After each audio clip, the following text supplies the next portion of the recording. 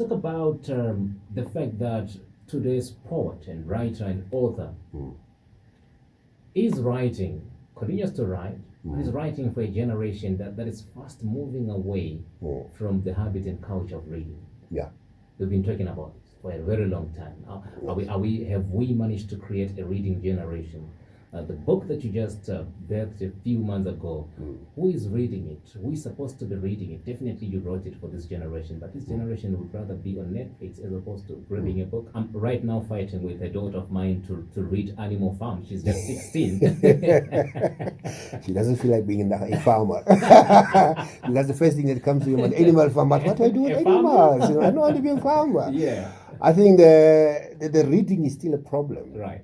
One, and secondly, people rather watch with the whole social media thing. People just a heading, you know, and then you watch a clip, 10, 15 minutes. We start commenting on that. Right? Then we start commenting and we become so smart about commenting. We become experts. Yes. There's a meme, before you go on, there's a meme that I saw just a few days ago of a man who's on a stretcher, and they are paramedics, and then the man on the stretcher is asking, "Where are you taking me? He's injured." And then the paramedics say, "We're taking you to the comment section because that's where the experts are."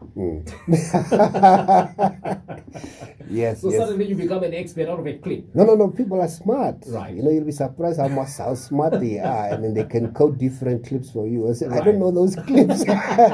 Is there something written I can reference to? That's right. I think that the reading is still a problem.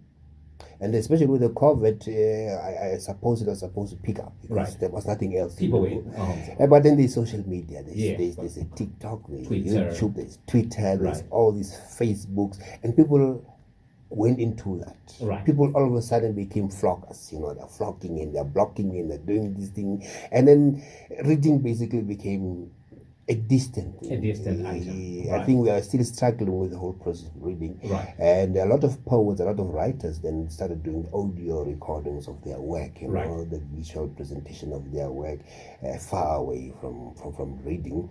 Which I think it's good in terms of promoting your work, in terms of setting out your a trend. Is okay, I can vlog, you know, I can talk about my poetry, but I'm not reading it because you're supposed to read it. I'm publishing books, but nobody's reading it. So I'm going to record the books, and then you can listen to it at the least, you know.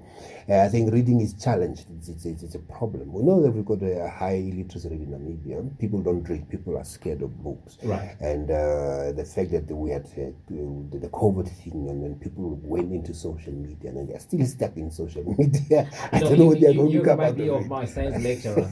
He used to say that, you know, if I had money and if there was any place where I would hide a note, or maybe let's say $100 note or a $200 note, I'll just put it in a thick volume novel. Exactly. And nobody's gonna see it. People are going to touch that book. Nobody's going to touch that book. It's the safest way to I think that's the way even that's the way information is hidden. Right. If you want to hide anything from an African, put it in a book. Put it in a book. An African will look at the book and pack it away, clear it, and dust it off and put it back. Right. And that's but not open it. You know? That's it. Like they say, you know, in order to know a person, open the book, read, you know, read between the covers, you know, and that's what we don't do. Right. And that's still a challenge in Namibia, especially as writers. You know, we don't read.